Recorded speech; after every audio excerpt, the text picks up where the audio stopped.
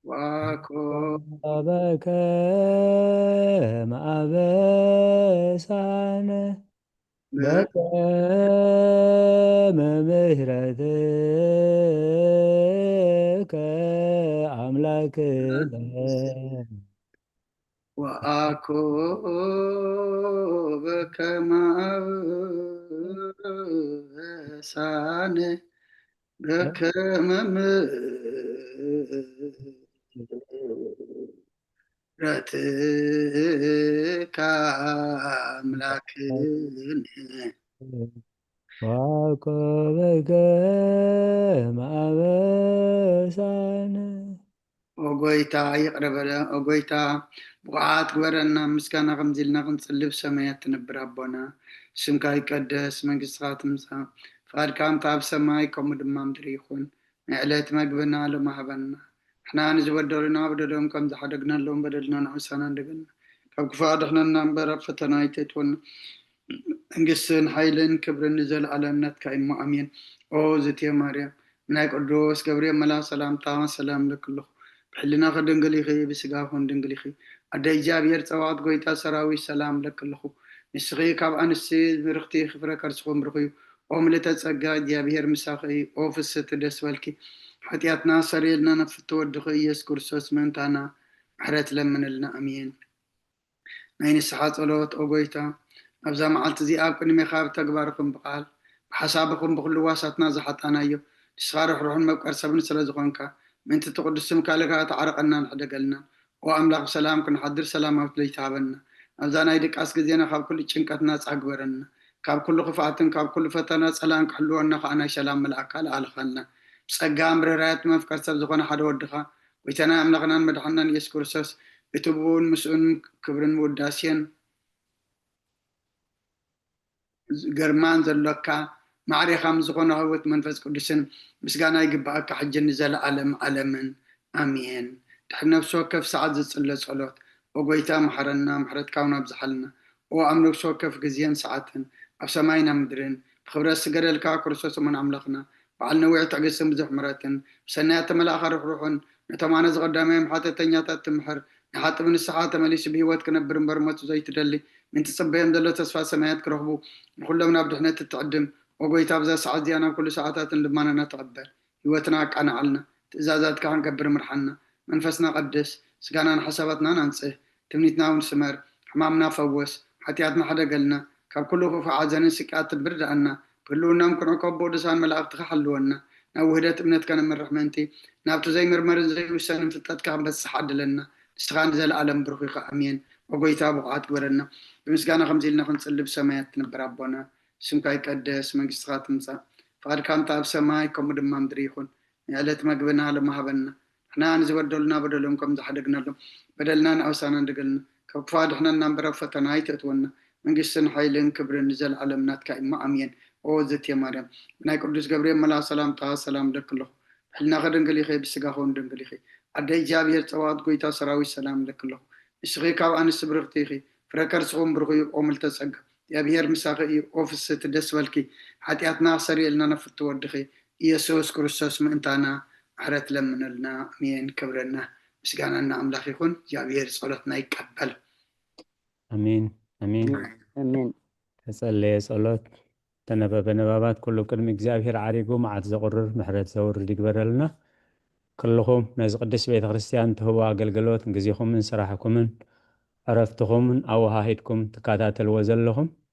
ልዑለ ባህሪ ፈጣሪና ኣምላከ ቅዱሳን ናይ ባህሪ ምስጋና ይብፅሓዮ ሎሚ ከም ፍቃድ እግዚኣብሔር ንሪኦ ሃይማኖት ኣበው ምዕራፍ 67 10 ክፍሊ ካብ ቁፅሪ 1 ኢና ክንርኢ ኣብዚ ምዕራፍ እዚ ቀዳማይ ኣብ ሚክያስ ምዕራፍ 5 ቁፅሪ 2 ኣቦና ኣበይ መልኣከ ሰላም ከንብብልና እየመ ንባብ ናይ ቁፅሪ 1 እዚ ዮሃንስ ኣፈወርቅ ኣብዚ ድርሳን ነዚ ደጊሙ ኣምላኽ ካባኺ ከም ዝወፅእ ነቢይ ሰናይ ተዛረበ እንሆ ድማ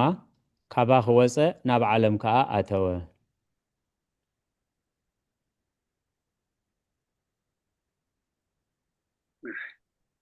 ትንቢት ሚክያስ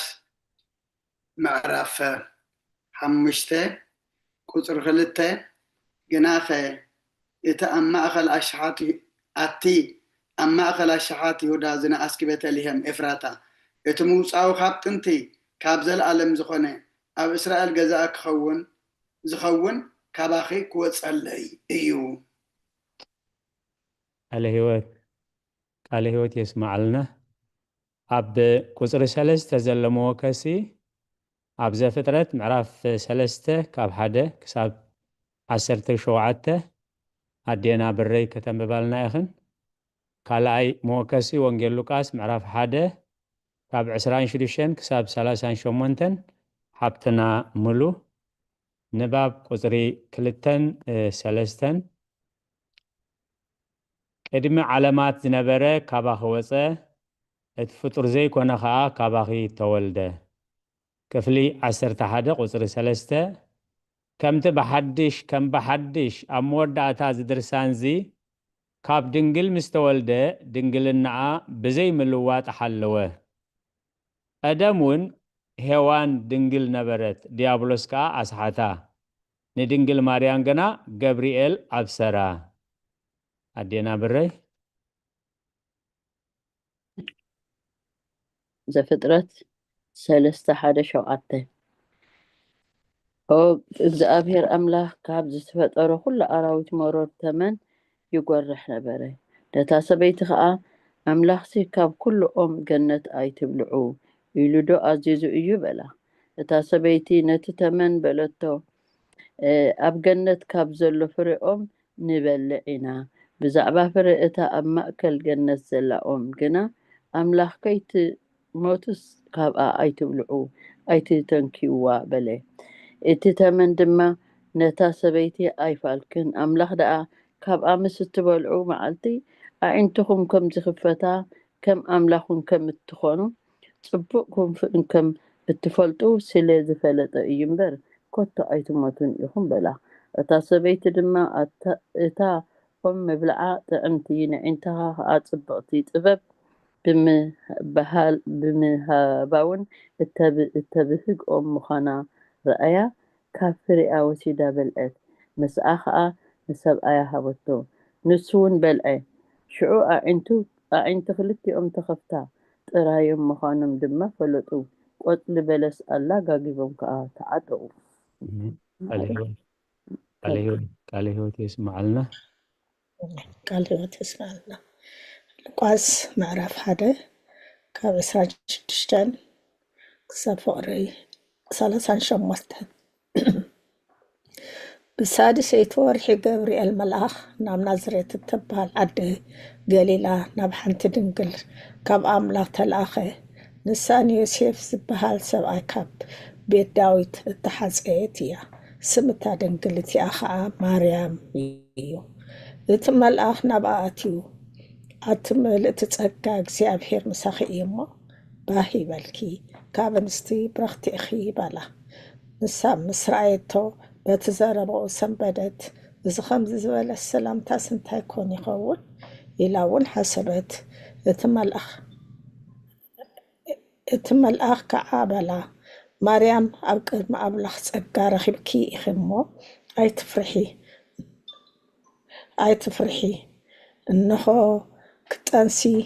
ወዲ እውን ክትወልዲ ስሙ ከዓ ኢየሱስ ክትሰምዮ ኢኺ ንሱ ዓብዪ ክኸውን ወዲ ልዑል እውን ክበሃል እዩ እግዚኣብሔር ኣምላኽ ድማ ዝፋን ኣቦኡ ዳዊት ክህቦ እዩ ንሱ ኣብ ቤት ያዕቆብ ንዘለኣለም ክነግስ እዩ መንግስቱ ከዓ መወዳእታ የብላን ማርያም ድማ ነቲ መልኣኽ እዚ ሰብኣይ ከይፈለጥኩስ ከመይ ኢሉ ክኸውን እዩ በለቶ እቲ መልኣኽ ከዓ መሊሱ መንፈስ ቅዱስ ክወርደኪ ሓይሊ ልዑል እውን ከጽልለልኪ እዩ ስለዚ ከዓ እቲ ዝውለድ ቅዱስ ወዲ ኣምላኽ ክበሃል እዩ ኣሜን እንሆ ኤልሳቤጥ እታ ዘመድክ እኳ ንኣምላኽ ዝሰኣኖ ነገር ስለ ዘየልቦ ኣብ እርግና ወዲ ጸኒሳ ኣላ ነታ መኻን እትበሃል እዚ ወርሒ እዚ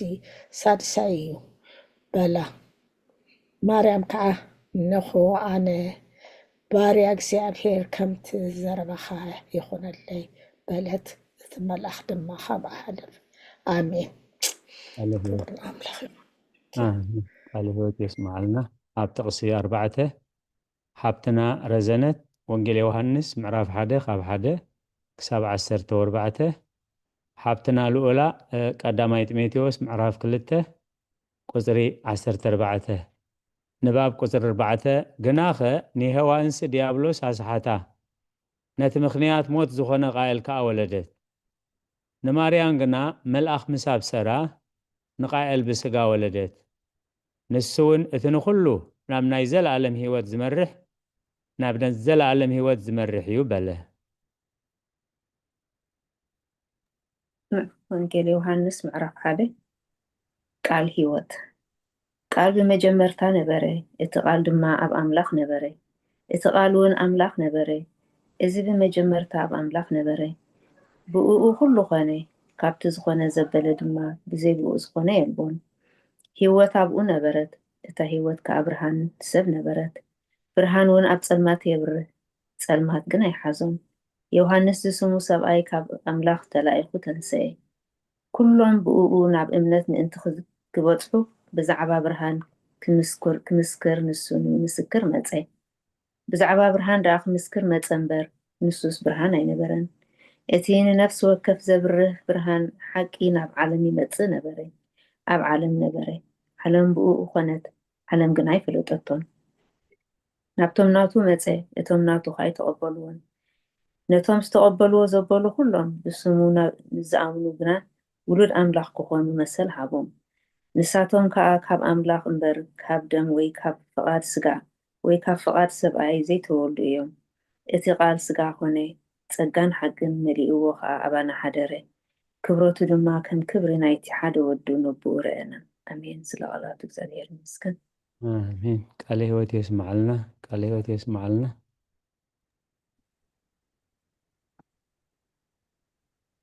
ሓብትና ልኡላ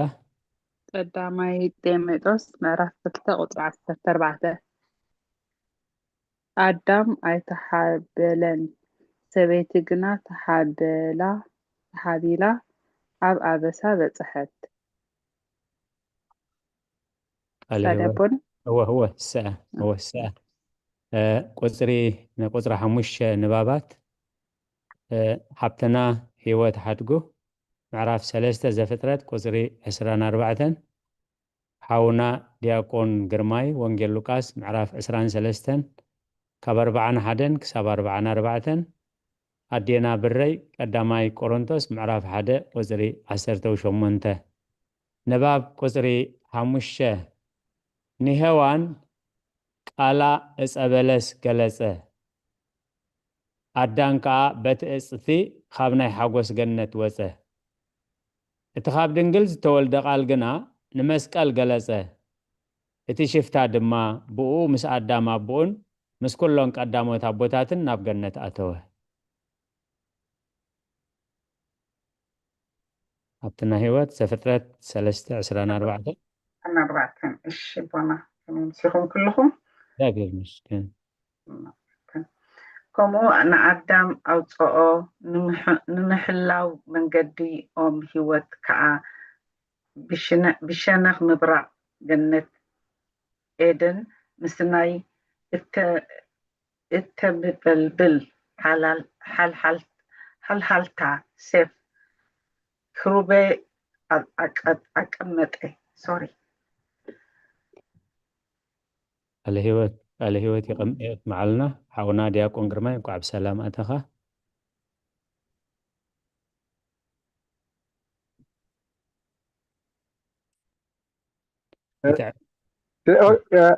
حراي بنا رتح بالله الراي شي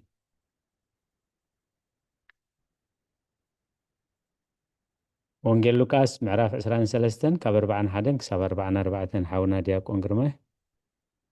إشي لقاس معرف 23 كبر 41 كسب 40 44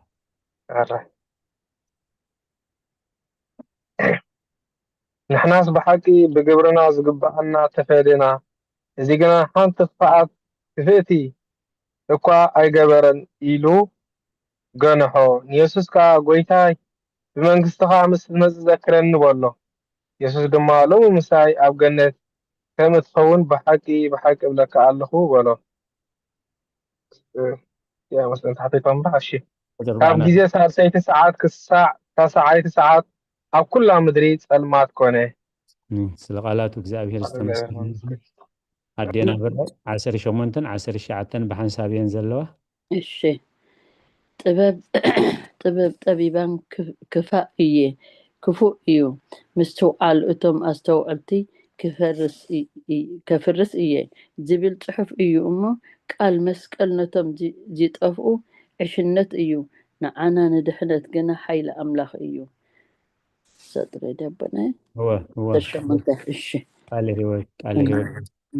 يسمعلنا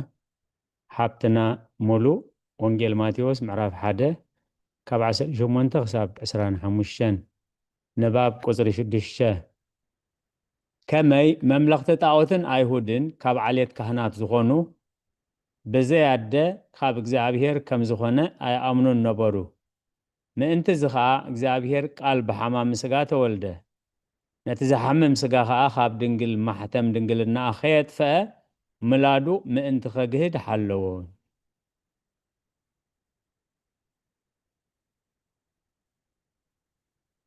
حبتنا مولو وانجيل ماتيوس معرف حدا خاب 18 خساب 25 ልደት ኢየሱስ ክርስቶስ ከምዚ እዩ ኣዲኡ ማርያም ዮሴፍ ተሓፅያ ኸላ ከይተራኸቡ ብመንፈስ ቅዱስ ጠኒሳ ተረኸበት ዮሴፍ ሕፅያ ጻድቕ ሰብኣይ ነበረ እሞ ብሕቡእ ሓድጋ ሓሰበ እምበር ከጋልፃ ኣይፈተወን ንሱ እዚ ክሓስብ ከሎ እንሆ መልኣኽ እግዚኣብሔር ብሕልሚ ተራእዮ ከምዚ ኢሉ ዮሴፍ ወዲ ዳዊት እቲ ህፂትካ ማርያም ጠኒሳቶ ዘላ ካብ መንፈስ ቅዱስ እዩ እሞ ንምውሳዳ ኣይትፍራሕ ወዲ ክትወልድ እያ ንሱ ከዓ ንህዝቡ ካብ ሓጢኣቶም ከድሕኖም እዩ እሞ ስሙ ኢየሱስ ክትሰምዑ ኢኻ እዚ ኩሉ እቲ እግዚኣብሔር ብነቢይ ተዛረቦ ክፍፀም ኮነ ከምዚ ዝብል እንሆ ድንግል ክትጠንስ ወዲ እውን ክትወልድ እያ ስሙ ከዓ ኣማኑኤል ክብልዎ እዮም ትርጉሙ ኣምላኽ ምሳና እዩ ዮሴፍ ከዓ ካብ ድቃሱ ተንሲኡ መልኣኽ እግዚኣብሔር ከም ዝኣዘዞ ገበረ ንማርያም ሕፂት ወሰዳ በኹር ወዳ ክሳዕ እትወልድ ከዓ ኣይፈለጣን ስሙ ድማ ኢየሱስ ሰመዮ ኢየሱስ ብዘመኑ ንጉስ ሄሮዶስ ኣብ ቤተልሔም ናይ ይሁዳ ምስ ተወለደ እንሆ ሰብ ጥበብ እትተወልደ ንጉስ ኣይሁድ ኣበየሎ ኮኸቡ ኣብ ምብራቕ ርኢና እሞ ክንሰግደሉ መፂና እናበሉ ካብ ምብራቕ ናብ ኢየሩሳሌም መፁ ንጉስ ሄሮዶስ ሰሚዑ ሰንበደ ኩላ ኢየሩሳሌም እውን ንሱ ድማ ንኩሎም ሊቃውንቲ ካህናት ፀሓፍቲ ህዝብን ኣኪቡ ክርስቶስ ኣበይ እዩ ዝውለድ ኢሉ ሓተተ ልክዕ ድየ ዘለኹ ቃል ህይወት የስማዓልና ዳሓን ቁርብ ሓሊፍ ከለኹማ ፀገም የብሉ እንዳሓን ንሳቶም እቲ ቤተልሔም ምድሪ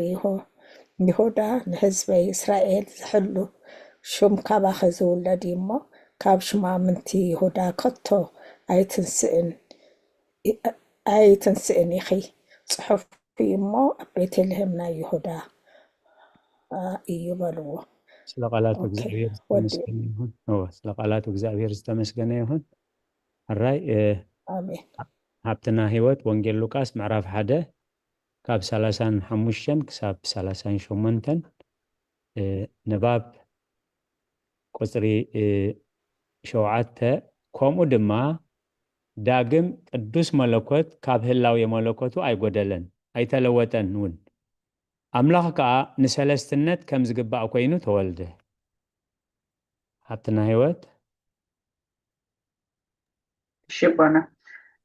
ከሉቃስ ምዕራፍ 1 ካብ 35 እስካብ 38 እቲ መልኣኽ ከዓ መሊሱ መንፈስ ቅዱስ ክወርደኪ ሓይሊ ልዑል እውን ከጽልለኪ እዩ ስለዝኽእል እቲ ዝውለድ ቅዱስ ወዲ ኣምላኽ ክበሃል እዩ እነሆ ኤልሳቤጥ እታ ዘመድኪ እኳ ንኣምላኽ ዝሰኣኖ ነገር ስለ ዘይቦ ኣብ እርጋና ወዲ ጠኒሳ ኣላ። ነታ መኻን እትበሃል እዚ ወርሒ እዚ ሳድሳያ እዩ በላ። ማርያም ከዓ እነሆ ኣነ ባርያ እግዚኣብሔር ከምቲ ዘረባኻ ይኹነለይ በለት። እቲ መልኣኽ ድማ ካብኣ ሓለፈ። ኣሜን። ካለ ህይወት የስማዓልና። ኣሜን። ኣቡና ዲያቆን ግርማይ ሮሜ ምዕራፍ 1 ካብ 20 ክሳብ 25 ሃብትና ልኡላ ዘዳግም ምዕራፍ 6 ቁፅሪ 4 ሃብትና ረዘነት ዘዳግም 32 ካብ 15 ክሳብ 22 ኣቦና ኣበይ መልአከ ሰላም ወንጌል ማቴዎስ ምዕራፍ 4 ቁፅሪ 10 ንባብ ቁፅሪ 8 ሰባት ንፈጣሪ ገዲፎም ንባዕላቶም በምሳል ሰብ ጣዖት ሰሪሖም ስለ ዘምለኹ ንፈጣሪኦም ኣቕንእዎ። ምእንቲ እዚ ሓሶት ክጠፍእን ክርስዓን ኣምልኾ ድማ ንዑ ንበይኑ ክኸውንን እግዚአብሔር ቃል በአርአያ ሰብ ተገልጸ። ንዕኡ ክብርን ምስጋናን ስልጣንን ንዘላለም ዓለም ይኹን አሜን።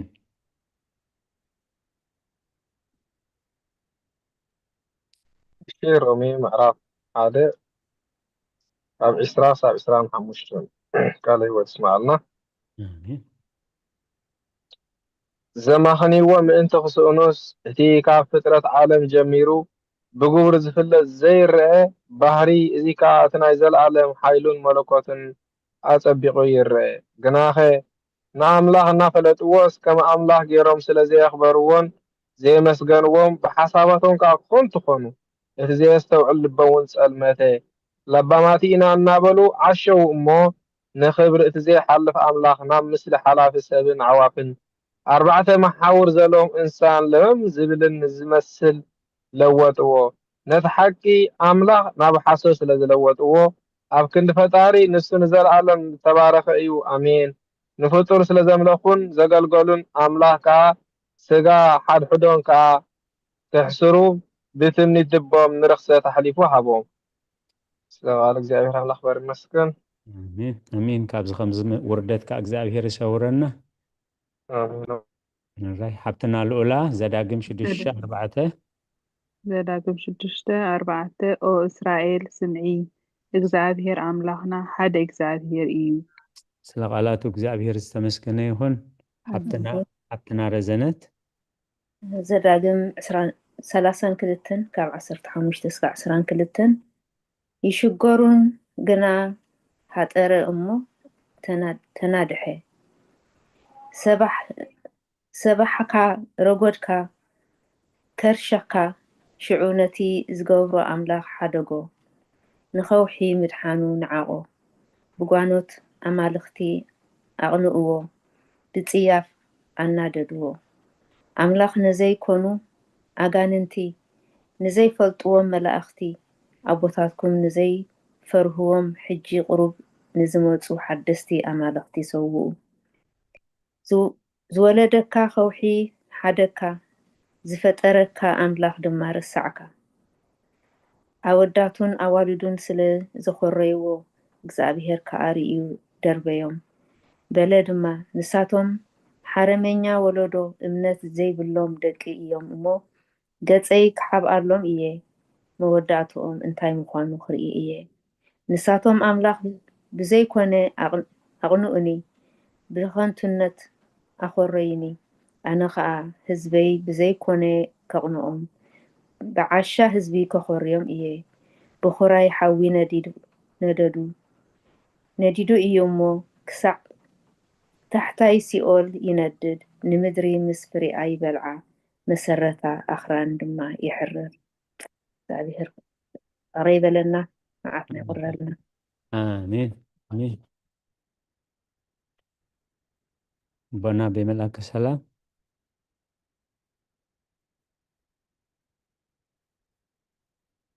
ወንጌል ማቴዎስ ምዕራፍ 4 ቁፅሪ 10 ቦና በመልአከ ሰላም ቀራይ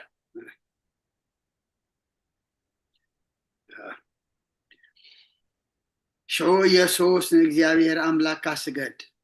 نعوبين دما تجزا صحف على مكيد رحق سيطان بلو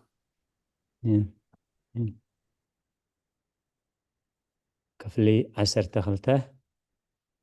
قصري 10 ወንጌል ሉቃስ ምዕራፍ 24 ካብ 13 ክሳብ 32 ሓብትና ትምኒት ወንጌል ሉቃስ 24 ካብ 13 ክሳብ 32 ነባብ ቁጽሪ 9-10 እዚ ዓብይ ኣቦ ዮሐንስ ኣፈወርቅ ኣብቲ መበል 77 ክፍሊ ድርሳኑ ኣብ ትርጓሜ ቅዱስ ወንጌል ዮሐንስ ዳግም ከም ዝበለ بدحرزي ጎይታና ኢየሱስ ክርስቶስ ንደቀ መዛሙርቱ ኣብ ባሕሪ ጥብርያዶስ ተራእዮም ሕጅኸ ርኢኻዶ ከምቲ ቅድሚ ትንሣኤ ኩሉ ሳዕ ምስኣቶም ዝነበረ ከም ዘይኮነ እንታይ ደኣ ኣጋምሸት ተራእዮም ካብኣቶም ከዓ ተሰወረ ብርሑቕ ድማ ረኣይዎ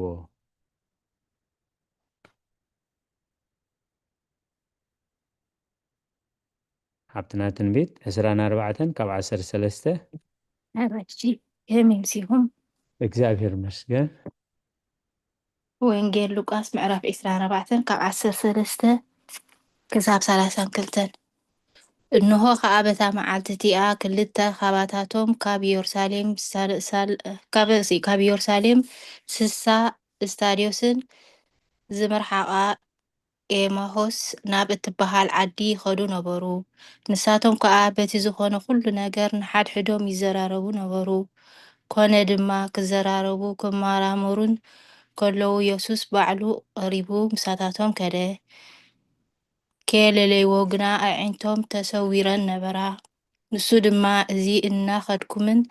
እናጓሄኹምን ንሓድሕድኩም እትዘራረብዎ ዘለኹም ዘረባስ እንታይ እዩ በሎም። እቲ ሓደ ካብኣቶም ቀሌጶ ዝስሙ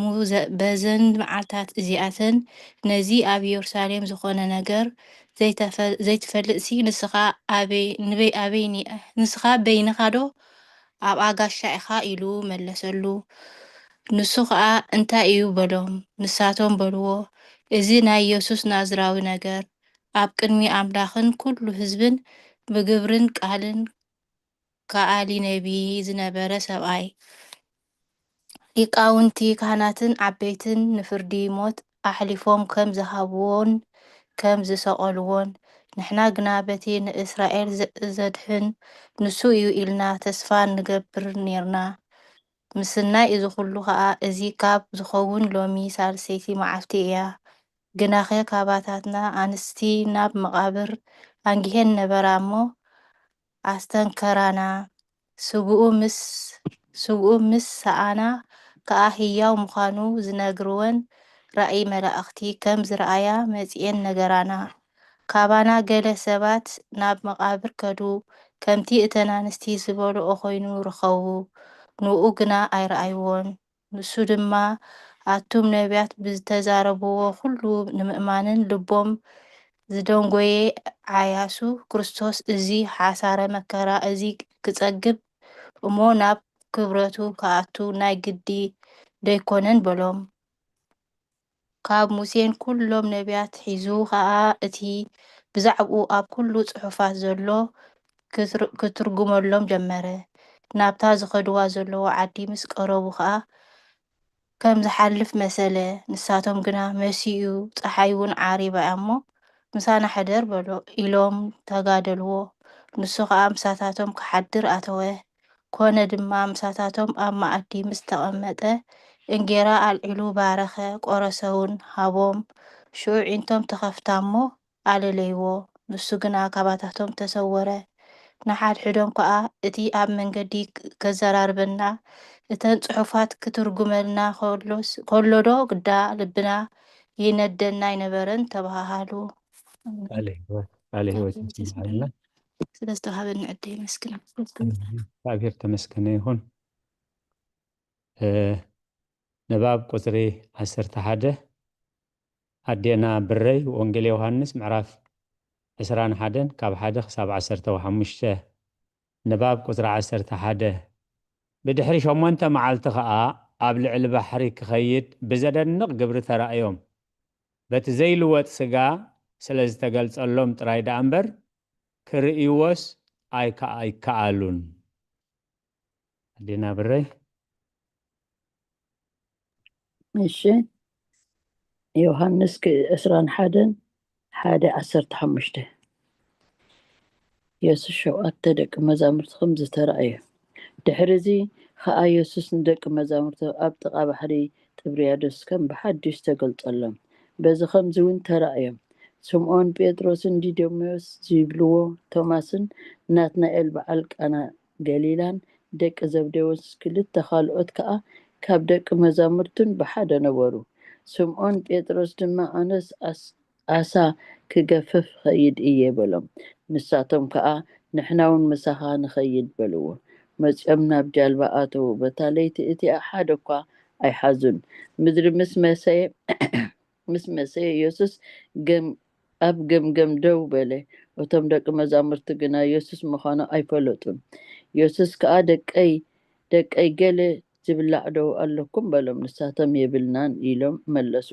ንሱ ከዓ ነቲ መርበብ ናብ የማን ጃልባ ኣቢልኩም ደርብይዎ እሞ ክትረኽቡ ኢኹም በሎም። ሽዑ ደርበይዎ እሞ ካብ ብዝሒ እቲ ዓሳ እተላዕለ መስሓቡ ሰኣኑ። እቲ ኢየሱስ ዘፍቅሮ ወዲ መዝሙሩ ከዓ ንጴጥሮስ ጎይታና እምበር እዩ በሎ። ስምዖን ጴጥሮስ ድማ ጎይታ ምዃኑ ምስ ሰምዐ ጥራዩ ነበረ እሞ ክዳኑ ተዓጢቑ ናብ ባሕሪ ዘለለ። እቶም ካልኦት ደቂ መዛሙርቲ ድማ ካብ ምድሪ ኣስታት 200 እመት ጥራይ ርሒቖም ነበሩ እሞ ነቲ ዓሳ ዝመልአ መርበብ እናሰሓብዎ ብጃልባ መፁ። ናብ ምድሪ ምስ ወረዱ ከዓ ጓህርን ዓሳን ኣብ ልዕሊኦም እንጌራ ረኣዩ። ኢየሱስ ከዓ ካብዚ ሕጂ ዝገፈፍዎ ዓሳ ኣምፅኡ በሎም። ስምዖን ጴጥሮስ ናብታ ጃልባ ኣትዩ ነቲ 153 ገዘፍቲ ዓሳ ዝመልአ መርበብ ናብ ምድሪ ጓተቶ። ክሳዕ ክንዲዚ ብዙሓት ክንሶም እቲ መርበብ ኣይተቐዳን። ኢየሱስ ድማ ንዑ ተመስሑ በሎም። እቶም ደቂ መዛሙርቲ ከዓ ጎይታ ምዃኑ ስለ ዝፈለጡ ካባታቶም ሓደ እኳ ንስኻ መን ኢኻ ኢሉ ክሓቶ ዝደፈረ የልቦን። ኢየሱስ መፂኡ ነቲ እንጌራ ኣልዒሉ ሃቦም። ከምኡውን ነቲ ዓሳ። ኢየሱስ ድሕሪ ካብ ምውታት ምትንስኡ ንደቂ መዛሙርቱ እተገልጸሎም እዚ ሳልሳይ ግዚኡ እዩ። ኢየሱስን ጴጥሮስን ምስ ተመስሑ ከዓ ኢየሱስ ንስምዖን ጴጥሮስ ስምዖን ወዲየና ካብዚኣቶም ኣብ ሊጽካዶ ተፍቅረኒ ኢኻ በሎ። ንሱ ከዓ እወ ጎይታይ ኣነ ከም ዘፍቅረካ ንስኻ ትፈልጥ ኣለኻ በሎ። ንሱ ከዓ ዕያውተ ያብልዕ በሎ። ምስግን ኣሜን። አሜን። ስለ ቃላቱ እግዚአብሔር ዝተመስገነ ይሁን።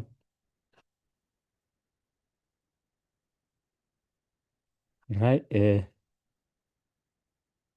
ኣብ ቁፅሪ 12 ዘለው ንባባት መዝሙር ዳዊት 47 ቁፅሪ 5 ሃብትና ምሉ ዮሐንስ ወንጌል ምዕራፍ 3 ቁፅሪ 13 ሃብትና ህይወት ኤፌሶን 4 ካብ 7 ክሳብ 9 ሓውና ዲያቆን ግርማይ ንባብ ቁፅሪ 12 ሰናተና ካላሕቡኩም ነችና ኣለኹም حري ኤፌሶን 4 ቁፅሪ ምዕራፍ 4 ቁፅሪ 4 ካብ 7 ክሳብ 9 ሃብትና ልኡላ ንባብ ቁፅሪ 12 ከም ብሓድሽ ከዓ ኣብ ትርጓሜ መዝሙር 46 ናይ መርመራ መጽሓፉ ከም ዝበለ እግዚአብሔር ብናይ ዓወት ድምፂ መለኸት ዓረገ ዳኣ በለንበር ኣዕረግዎስ ኣይበለን እንታይ ዳ ባዕሉ ዓረገ ቅድሚኡ ንዝኸይድ መራሕ መንገዲ ኣይደለየን ቅድሚኡ ዝኸይድ መራሕ መንገዲ ኣይደለየን ንሱ በይኑ በታ መንገዲ እቲኣ ዓረገ። ስለ ቃላቱ እግዚአብሔር ዝተመስገነ ይሁን። አሜን።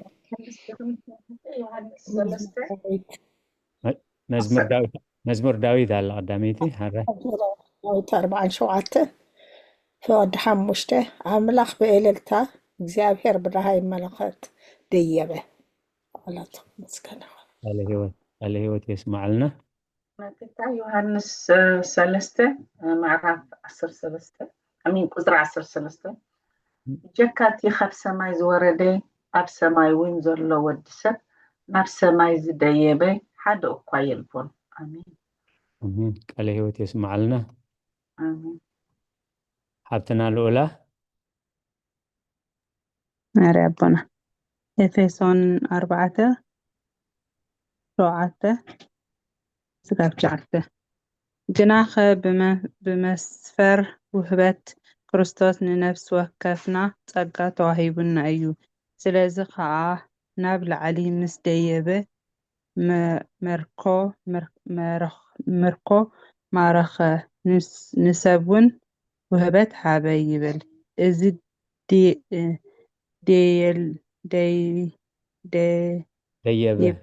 ደየበ ዝብል ግና ናብታ መዓሙቕ ክፍሊ ምድርውን ምውራዱ እንተዘይኮነስ እንታይ ማለት እዩ? ቃለ ሕይወት يسمعلنا ሓብትና ረዘነት ካልኣይ ነገሥት ምዕራፍ 2 ካብ 1 ክሳብ 13 ሓብትና ትምኒት ቀዳማይ ጴጥሮስ ምዕራፍ 3 ቁጽሪ 22 አቦና በመልአከ ሰላም ቀዳማይ ጢሞቴዎስ ምዕራፍ 3 ቁጽሪ 16 ንባብ ቁጽሪ 13 ኤልያስ በዚ መገዲ እዚ ከም ክርስቶስ ክዓርግ ኣይከኣለን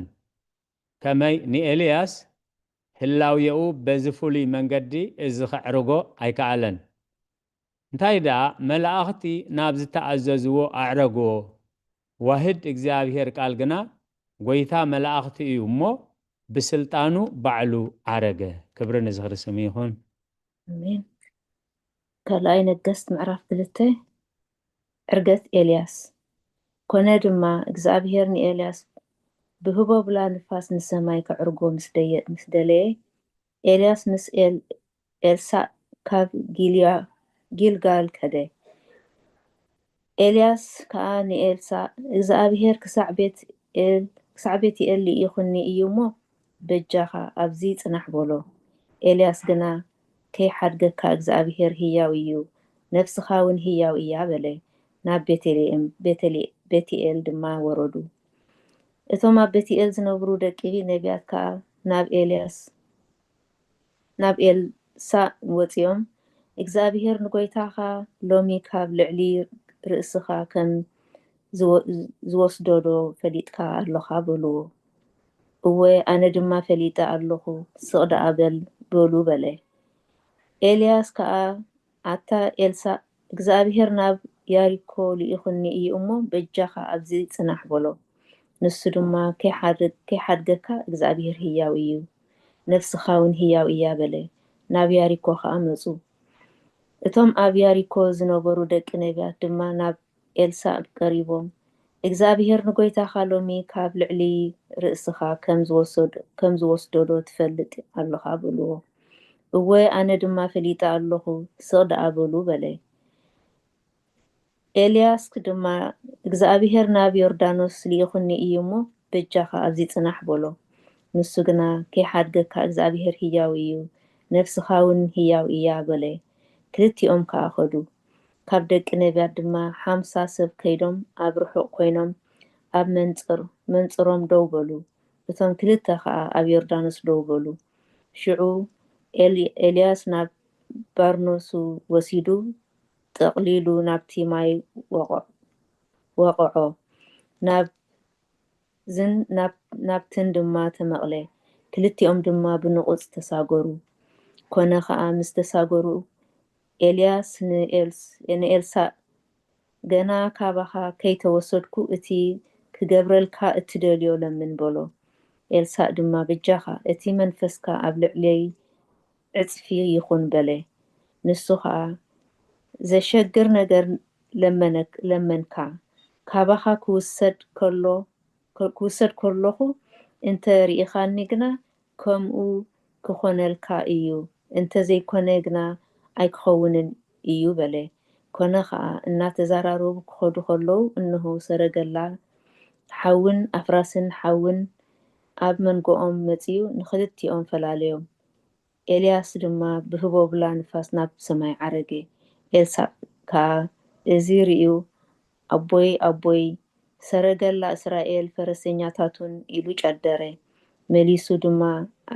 ኣይረኣዮን። ነቲ ክዳውንቱ ሒዙ ከዓ ኣብ ክልተ ተርተሮ። ነቲ ባርኖስ ኤልያስ ካብኡ ዝወደቐ ኣልዒሉ ከዓ ተመሊሱ ኣብ ገምገም ዮርዳኖስ ደው በለ። ስለ ቃላቱ እግዚአብሔር ይመስገን። አሜን አሜን። ሓፍትና ቀዳማይ ጴጥሮስ ምዕራፍ 3 ቁፅሪ 22 ንሱ ናብ ሰማይ ዓሪጉ ኣብ የማን ኣምላኽ ኣሎ። ንኡ መላእኽቲ ስልጣናትን ሓይልታትን ይግዝእዎ ኣለዉ። አሜን። ቃል ህይወት የስማዓልና ኣቦና ብመልአከ ጢሞቴዎስ ምዕራፍ 3 ቁጥሪ 16 ብሓቂ እቲ ምስጢር ኣምልኾ ዓብይ እዩ። ንሱ እቲ ብስጋ ተገልጸ ብመንፈስ ጸደቐ ንመላእኽቲ ተራእየ ኣብ ኣሕዛብ ተሰብከ ኣብ ዓለም ተኣምነ ናብ ክብሪ ዓረገ።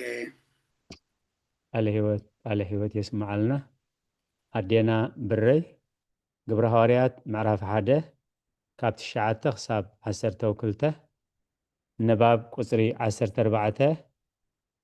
ሉቃስ ወንጌላዊ ብዛዕባ እዚ ኣብ መጽሓፍ ግብረ ሐዋርያት ናብ ሰማይ ክዓርግ ከሎ ደቀ መዛሙርቱ አንቃዕሪሮም ናብኡ ይጥምቱ ነበሩ። ኣዕረግዎ ወይ ጸርዎ ኣይበለን። ከመይሲ ትዛዓረገሉ ቦታ ናቱ ናይ በይኑ እዩ።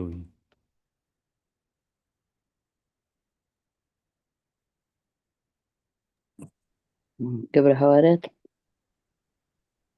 ምዕራፍ 1:12 እዚ ምስ በለ ድማ እናረኣይዎ ዓረገ። ካብ ዓይነቶም ከዓ ደመና ተቐበለቶ። ንሱ ክዓርግ ከሎ ንሳቶም ከዓ ናብ ሰማይ ገጾም ክጥምቱ ከለዉ እንሆ ጻዕዳ ክዳውንቲ እተኸድኑ ክልተ ሰብኡት ኣብ ጥቓኦም ደው ኢሎም ነበሩ እሞ ኣቱም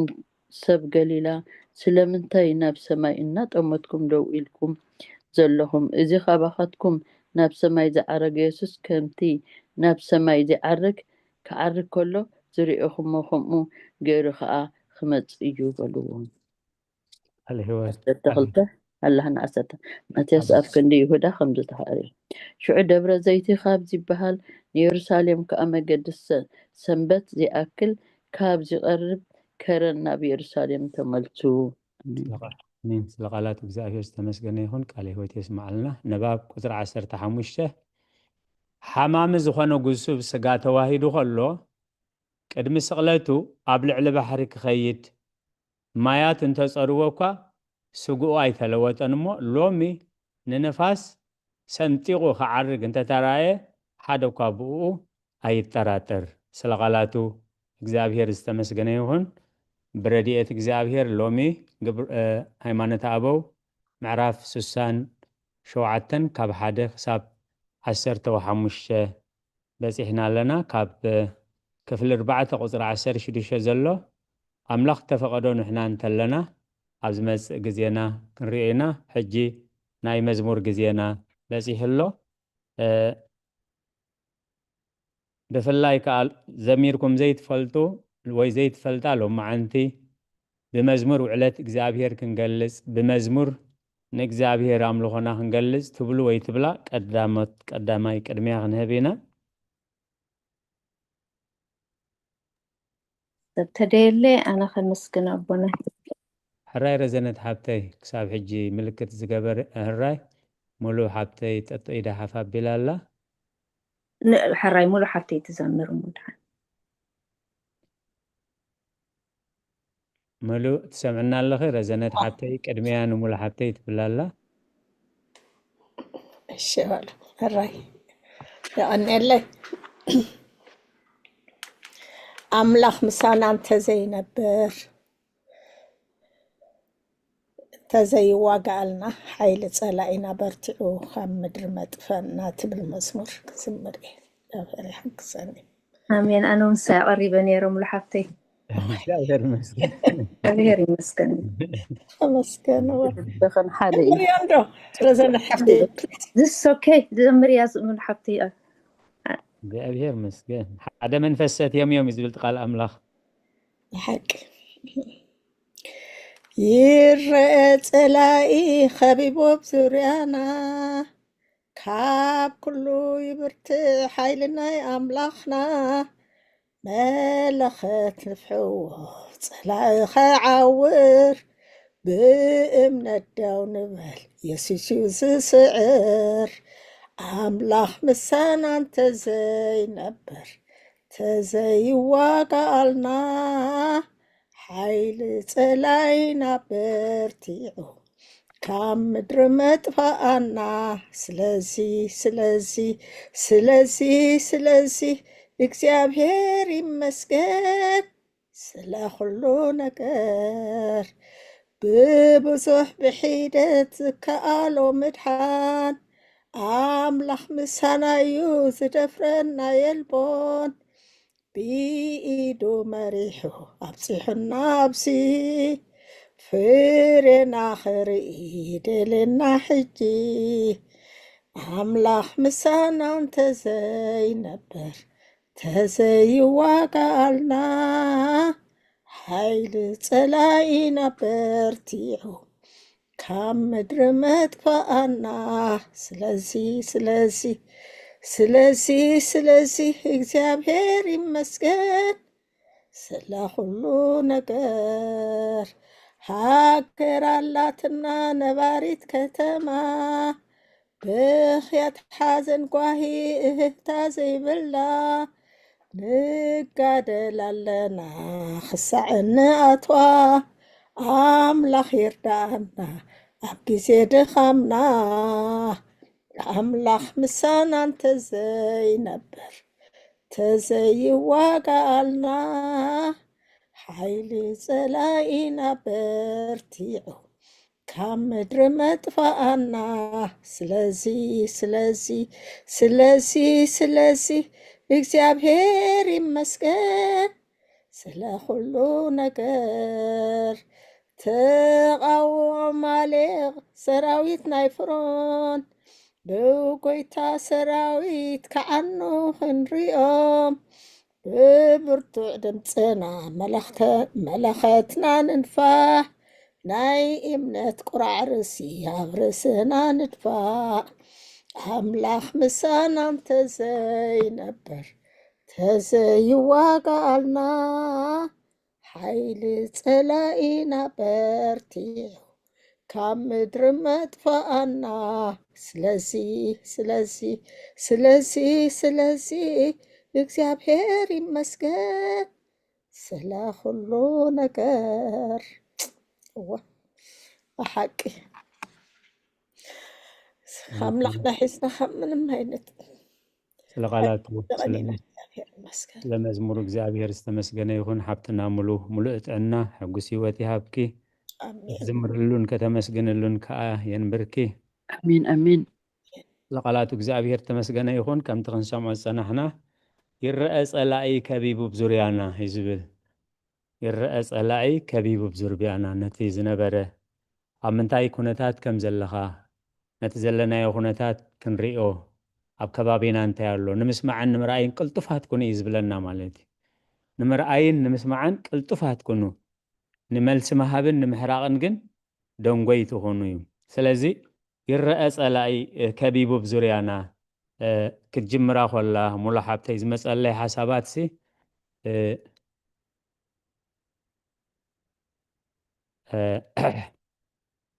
ኣብ ካልኣይ ነገስት ምዕራፍ 6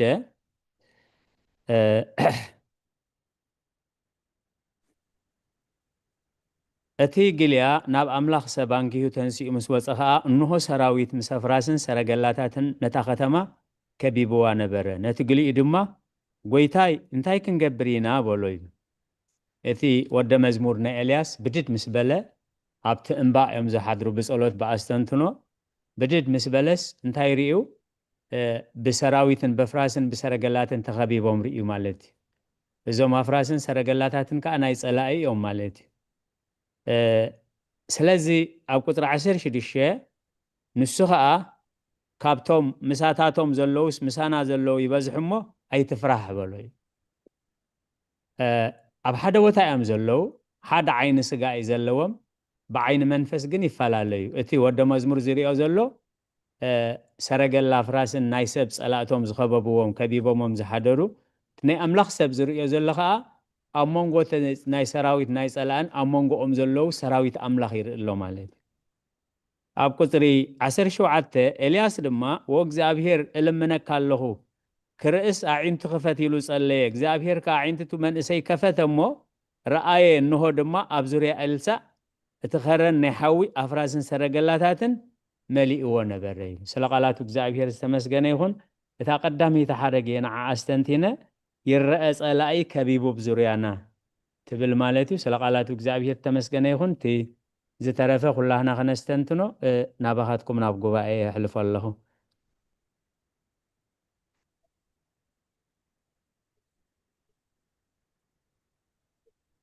ካልኣይ ነገስቲ ካብ 15 ክሳብ 17 የንቢበ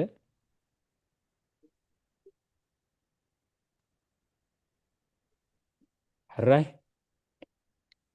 ኣብ ናይ መዝሙር ግዜና ኢና ዘለና ናይ መዝሙር ኣስተንትኖና نشيد فلابنا ሕራይ ሓውና ዲያቆን ግርማይ ስመን ኣገልግሎት ካይባርኽ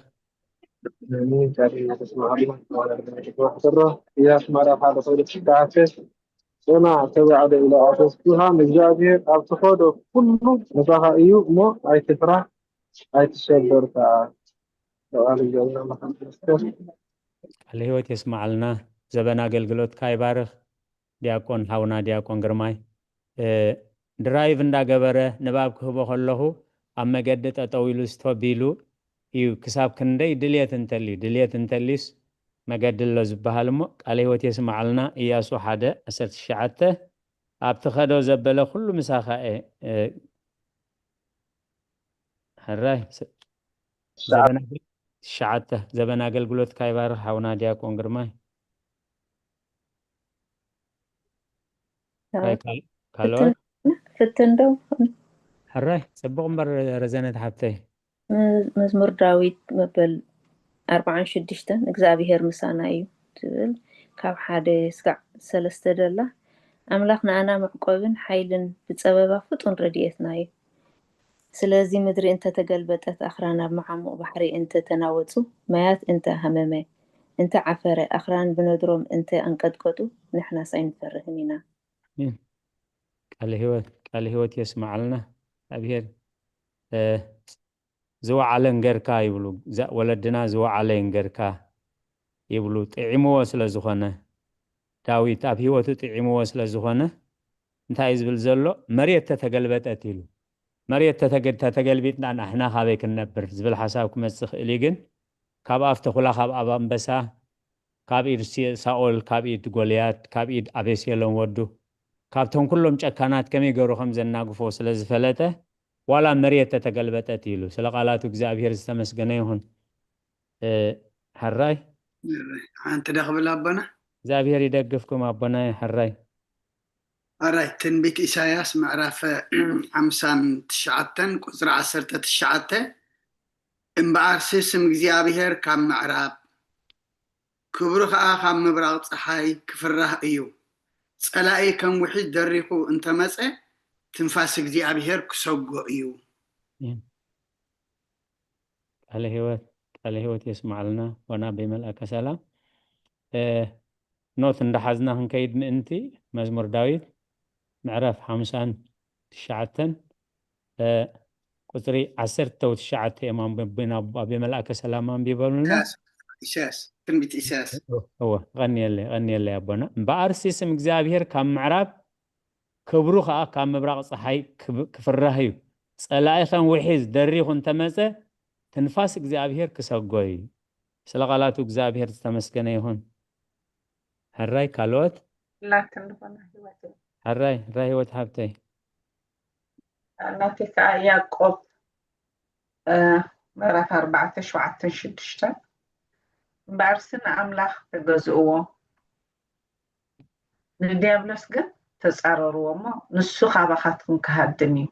ንኣምላኽ ቅረብዎ ንሱ እውን ክቐርበኩም እዩ ኣቱም ሓጣኣን ኣዳብኩም ኣጽርዩ ኣቱም ሰክልተ ልቢ ልብኩም ኣንጽሁ እዚኣስ ከምታ ዝበለታት መጀመርታ ክትብል ከላ እንተ ዘይነብር ኣሚን ኣምላኽና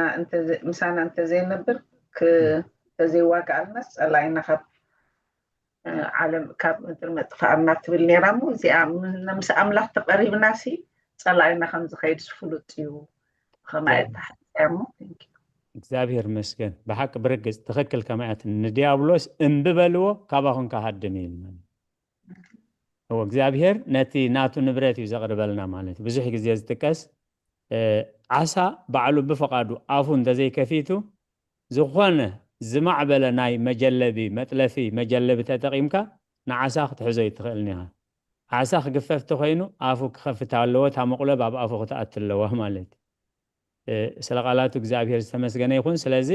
ንእግዚአብሔር ቀረብዎ ክቐርበኩም እዩ ንዲያብሎስ ግና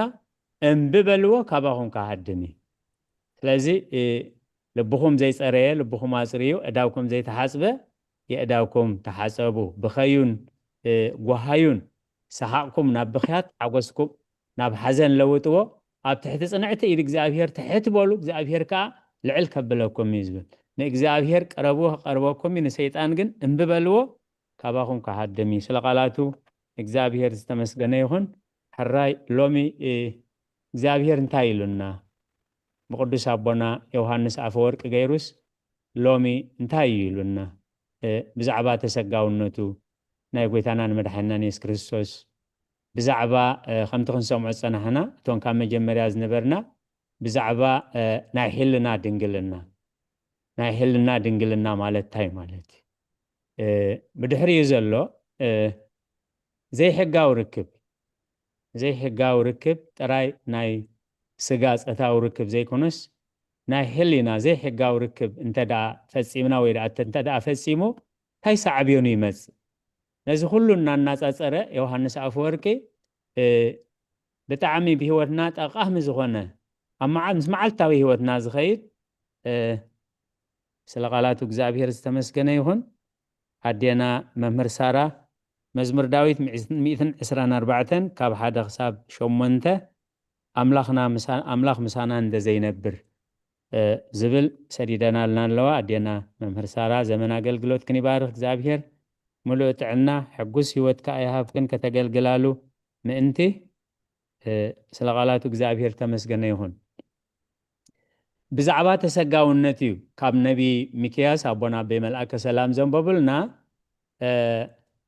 أملاخ كاباخي خمزوات نبي سناي تزاربا نهدو ما خاباخي وصا نبع علن كأمسه أبتن بيت انتاي تزدريبو نيرو انتاي كتفزيمو نيرو كساب تدالو ناي هزبي إزغزي يزدستنتنوزي جن كساب تدالو مدالو خوني ليه كدما علامات نبرا خاباخي وصا تفطر زي كونه خاباخي تولده كم بحدش أمور دعتاد دحدر سانزي كاب دنجل مستولده دنجل الناخم زي الود حلو قدمو نهوان دنجل نبراتيل ديابلوس كاسحتا كريستو ديابلوس الرئيس لقالاتو እግዚአብሔር ተመስገነ ይሁን አዲና ትራሐስ ወልዱ ከአ መዝሙር ዳዊት 46 ቁጥሪ 7 ጎይታ ሰራዊት ምሳናዩ አምላኽ ያዕቆብ እንባናዩ ሲላ ዝብል መዝሙር ዳዊት አስተንትኖ አብታ 46 ጸናህናያ ጎይታ ሰራዊት ምሳናዩ አምላኽ ያዕቆብ እንባናዩ ምሳና እንደዘይ ከውን ከአ ህጅ በህይወታይ መሐለናን ማለት ስለ ቃላቱ እግዚአብሔር ተመስገነ ይሁን እንታይ ማለት ይነ ሒልና ድንግልና አብ ቁጽሪ ዘፍጥረት 3 አብ 6 እንታይ ዝብል እታ ሰበይት ከዓ እታ ኦም ንምርአያ ጽብቕቲ ንምብላዓ ጥዕምቲ ምዃና ፈለጠት ይብል ከይበልዓታ ኸይጣዓመታ ኮላ ማለት ስለዚ ዲያብሎስ ታይ ገይሩ በትናይ ትምኒት ሓጢያት ገይሩ ነቲ ድንግልና ናይ ሔዋን አፍሪስዎ ማለት እግዚአብሔር ዘስተውዕሉ እምሮ ይሃበና ገና ኸን ሔዋንስ ዲያብሎስ አስሓታ ነቲ ምኽንያት ሞት ዝኾነ ቃኤልካ ወለደት ኢል ስለዚ ዘይ ሕጋዊ ናይ ሕሊና ርክብ ምስተፈጸመ ዓብይ ሓጢያት ከም ዝፍጸም ዘይ ሕጋዊ ድሕሪ ሓጢኣት ዝመፅእ ርክብ ከዓ ሄዋን ድሕሪ ትስሕተት ድንግልና ሕሊና ድንግልና ምስ ፈረሰ ንቃኤል ነቲ ኣቦ ምክንያት ቅትለት ናይ ቅትለት ምክንያት ዝኾነ ቃኤል ወለደት ኢሉ ማርያም ግና መልኣኽ ምስ ኣብሰራ ብቃል ስጋ ዝተወልደ ንሱ እውን እቲ ንኩሉ ናይ ዘለኣለም ሂወት ዝመርሕ ሂወት ወፀበለ ኢሉ ንሄዋን ቃላ ዕፀ በለስ ገለፀ ኣዳም ከዓ በቲ ዕፀ እትኻባና ናይ ሓጎስ ገነት ካብቲ ናይ ሓጎስ ገነት ወፀ እቲ ካብ ድንግል ዝተወልደ ቃል ግና ንመስቀል ገለፀ እቲ ሽፍታ ድማ ብኡ ምስ ኣዳም ኣቦን ምስ ኩሎም ቀዳሞት ኣቦታቱን ናብ ገነት ኣተወ ኢሉ ክሳብ ቁፅሪ 5 እዩ ኣብ መንጎ ኣዴና ቅድስቲ ድንግል ማርያምን ኣብ መንጎ ሄዋንን ዘሎ ፍልልያት ብፍላይ እታ ናይ ሕልና ድንግልና ዝብል ስለ ቃላቱ እግዚአብሔር ተመስገነ ይኹን ሓብተና ሰናይት ከዓ መዝሙር ዳዊት 23 ቁፅሪ 4 በትርኻን ምርኩስካን የፀናናዓኒ እዩ ንስኻ ምሳኢኻ ሞ ብርባር ዳሞት እኳ እንተኸድኩ ክፉእ ኣይፈርሕኒ ዘበና ኣገልግሎት ክባርኽ ሓብተና ሰናይት ቃል ህይወት የስማዓልና ሕራይ እቲ ግዜ ናይ ጉባኤ እዩ እታ ግዜና ኩሉ ግዜ ንጥቀመላ እታ ፍርቂ ሰዓት ናይ ጸሎት ግዜ እያ እታ ፍርቂ ሰዓት ከዓ ናይ ንባባት ግዜ እያ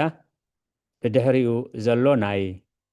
ربع ساعات ዝኸውን ሓደ ግዜ ክሳብ 20 ደቂቕ ንበፅሕ ኢና ናይ መዝሙርና ኣስተንትኖ ብድሕሪኡ ዘሎ ግን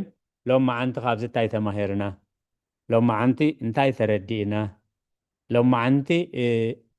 ኣብዚ ተነበ ዘይበረሃልና እንታይ ነይሩ ዝብል ህዝቢ ተሳተፍቲ ጉባኤ ደቂ ቤተክርስትያን ዝሳተፍሉ ማኣዲ እግዚአብሔር እሞ ስለዚ ካብቲ ሰማዕናዮ ካብቲ ዘንበብናዮ ካብቲ ብኻልኦት እውን ዝተነበልና ዝተገልጸልና ነስተንትነሉ እዩ ንፅፅር ኣዴና ሄዋንን ቅድስቲ ድንግል ማርያምን እዩ ውፅኢት ሳዕብየን ናይ ሓጢኣት ስራሕ እንተሰሪሕካ እንታይ ውፅኢት ይርከብ ናይ ሓጢኣት ርክብ ተፈፂምካ እንታይ ውላድ ይርከብ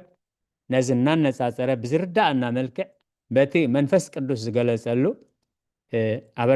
ኣበርባባዓይ ክፍለ ዘበን እዩ ማለት እዩ ቅድሚ 1600 ዓመት ገና ፅሑፍ ወረቐትን ብራናን ከይተጀመረ ከሎ ብመንፈስ ቅዱስ ዝገለፅዎ እሞ እቲ ግዜ ናይ ጉባኤ ሕጂ እውን ግዜ ክወስድ ኣለኹ ናብ ጉባኤ እንታይ ተማሂርና ሎሚ እንታይ ኣስተንቲና ሎሚ ኣቦና ቁጥሪ 6 ዶ ተናኣነኸ ሕራይ ከመይ መምለኽቲ ጣዖታ ይሁድ ካብ ዓሌት ካህናት ዝኾኑ ብዘይ ኣደ ካብ እግዚኣብሔር ከም ዝኾነ ኣይኣምኑን ነበሩ ምእንቲ እዚ ከዓ እግዚኣብሔር ቃል ብሓማሚ ስጋ ተወልደ ነቲ ዝሓምም ስጋ ከዓ ካብ ድንግል ማሕተም ድንግልና ከየጥፍአ ምውላዱ ምእንቲ ክገሃድ ሓለዉ እዚኣትኦም መምለኽቲ ጣዖት ኣይኣምኑሉን ነበሩ ከም ዝውለድ ጎይታናን መድሓኒናን ግን ካብ ድንግል ኣዴና ብዘይ ድንግልና ከይበርሰ ከሎ ብድንግልና ማህተም ድንግልና ከይጠፍእ ምውላዱ ከዓ ክገሃድ ሓለዉ ቃል ህይወት የስማዓልና ኣዴና ብረ ኣሜን እግዚአብሔር መስገን ካብ ዘርኢ ሰብኣይ ካብ ታራ ሰበይቲ እንደዝኸውን ነይሩ ታራ ሰቢ ምበልዎ ነይሮም ማለት እዩ ታራ ሰቢ ከይብልዎ ምእንቲ ብዘይ ዘርኢ ሰብኣይ ብሕቱም ድንግልና እዚ ከዓ እቲ ነቲ ዝተዋህበ ተስፋ ዘርእታ ሰበይቲ ርእሲ ተመን ክጭፍልቕ እዩ ዘርኢ ሰብኣይ ኣይኮነን ዘርኢ ሰብኣይ በት መርገም ስለ ዝመፀ ካብቲ መርገም ሓራ ዝኾነ ከዓ ካብ መርገም ናፃ ከውፃና ዝኽእል እሞ ዓብይ ምስጢር እዩ ንሱ ኣምላኽን ሰብን ክበሃል ተኮይኑ ኣዴና ቅድስቲ ድንግል ማርያም ኣደን ድንግልን ብሕጊ ተፈጥሮ ድንግል ተኮይና ውላድ የብላን ፆታዊ ርክብ እውን ኣይፈፀመትን እንድሕር ውላድ ኣልይዎ ከዓ ድንግል ክትከውን ኣይትኽእልን እያ ስለዚ ከዓ መንክር ሃይሊ ወሊዶታ ይትነገር ሃይሊ ምላዳስ ክንገር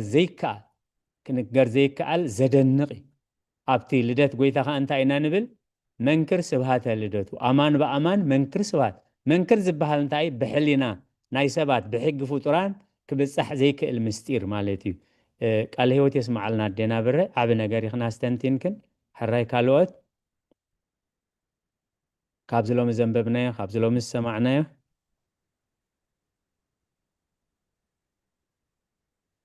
سبتريلو فتن قطر شمون تفتنا حراي حبتنا رزنت زابير بارك زمن أقلقلوت كي بارك زابير من جاري تبارك بنايس قطر شمون كستنتنا تساني حسابات نفتاري قيوم بعلاتهم بمثال سبتاوت سريحهم سلازم لوخو نفتاريهم أغنقو من تزي حصوتك كتفق كرسعن أملوخو دمان نبين كخونن እግዚአብሔር ቃል በአርአያ ሰብ ተገልጸ ንኡ ክብርን ምስጋናን ስልጣንን ንዘል ዓለም ይሁን አሜን። ምስ አበት ከይድ እዛ ናይ ሮሜ ዋልታ ዋላት ኣነ ዘንበብኳ ዘዳግሙን ብጣዕሚ ክሳይ ዝገብራ ሓደ ስተንትናኻን ዘመኽንዎ ምእንቲ ክስእኑስ እቲ ካብ ፍጥረት ዓለም ጀሚሩ ብግብሩ ዝፍለጥ ዘይርአ ባህሪኡ እዚ ከዓ እቲ ናይ ዘለዓለም ሓይሉን መለኮቱን ኣፀቢቑ ይርአ ግናኸና ኣምላኽ እናፈለጥዎስ ከም ኣምላኽ ገይሮም ስለዘይ የኽበርዎ ዘየመስኮንዎን ብሓሳባቶም ኮንቱ ኾኑ እቲ ዘየስተውዕል ልቦም ፀልመተ ልባማት ኢና እናበሉ ዓሸው ብፍላይ ኣብዚኣ ጥቢቐ ክስታይ ክገብራ ንኽብሪ እቲ ዘይሓልፍ ኣምላኽ ናብ ምስሊ ሓላፊ ንሰብ ኣዕዋፍ 4 መሓውር ዘለዎም እንስሳ ለመም ዝብል ዝመስል ለወጥዎ ነቲ ሓቂ ኣምላኽ ናብ ሓሶት ስለ ዝለወጥዎ ኣብ ክንዲ ፈጣሪ ንሱ ንዘለዓለም እተባረኸ እዩ ኣሜን። ንፍጡር ስለ ዘምልኹ ዘገልገሉ ኣምላኽ ከዓ ስጋ ሕድሕዶም ከሕስሩ ብትምኒት ልቦም ርክሰት ኣሕሊፉ ሃቦም ካብዚ ከምዚ የድሕነና ፈለጥና ከምደይ ፈለጥና ክንከይድ ከለና ኣብ ምንታይ እዚ ሕጂ ወዲቕናዮ ዘለና ውድቀት እዚ ሕጂ ንሰምዖ ዘለና ኣብ ዘበና ብዙሕ ነገር ትደይ ንቡር ኮይኑ ዝረኣየሉ ግዜ ደቂ ናብይ ከም ንሓብኦም ደይ ንፈልጠሉ ግዜ ዘለና ሲ ንኣምላኽና ስለ ከምቲ ዝግብኦ ክብሪ ስለ ዘይሃብናዮ ንነፍስና ታሊልና ንኣምላኽና ስለ ዝተሓለልናዮ ኢና ዝኩሉ ወዲቕናዮ ዘለና ዝበፂሕናዮ ዘለና ደረጃ እዚ ሕጂ ዘፍርሕን ደሰክፍን ኩነታት ንሪኦን ንሰምዖን ዘለና ሲ ንዑ ዘኻኺርኒ ማለት እዩ ንዑ ከስተንትን ፀኒሐ ሓጢኣትና ዝመፀ ኢላ ክሓስብ ፀኒሐ እሞ ቃል ህይወት የስማዓልና ሓብትና ረዘነት ናይ ባሕቂ እቲ ቃል ንኣምላኽ ከም ኣምላኽ እናፈለጥዎ ከም ኣምላኽ ስለ ዘየምልኽዎ እግዚኣብሔር ከዓ ንዘነውር ርክሰት ኣሕሊፉ ሃቦም ሰልጢና ኢና ብዝብል ሕቡእ ምስጢር ናይ ሰይጣን ኣምልኾ በቲ ካልእ ከዓ ቢራይት መሰል ወዲ ሰብ ድላዩ ክገብር ኣለዎ ንዝብል ኣብቲ ሕጋዊ ዓበይቲ ሰነዳት ናይ ዓለምና ከይተረፈ ኣብ ክንዲ ወዲ ጓል ወይ ከዓ ሜል ፊመል ዝብል ዝነበረ ነቲ ዘይንቡር እውን ኣብኡ ንቡር የእትዮሞ ከም ምርጫ ኣትሎ ማለት እንታይ እቲ ነውሪ ዓለም ናብ ሕጋዊ እንዳተቐበለቶ ትመፅእ ኣላ ሕጊ ተፈጥሮ ግን እግዚኣብሔር ዝቕይሮ ኣይኮነን ከምቲ ቅድሚ ሕጂ ሰብ ሶዶን ፈቲኖሞሲ መወዳእትኦም ዝፀነተ ሕጂ እውን ካብቲ እግዚኣብሔር ዝሃበና ናይ ሕጊ ተፈጥሮ ፀጋ ወፂእና እንኸዶ ማል ሓንቲ ክገብር ከስልጥ ከም ዘይክእል እቲ ዘለናዮ ዘመን ግን ምስቲ ናይ ርክሰት ዘመን ኣበየናይ ጫፍ በፂሑ ከም ዘሎ ግን ከምቲ ሓብትና ረዘነት ዘስተንተነቶ ከነስተንትኖ ንባዕላህና ንደቅና ንስድራ ቤትና ብፍላይ ከዓ ከም ቤተ ክርስቲያን ከምዚ ግብፃዊት ቤተ ክርስቲያን ቀቅድምቲ ነውሪ እንዳኸዱ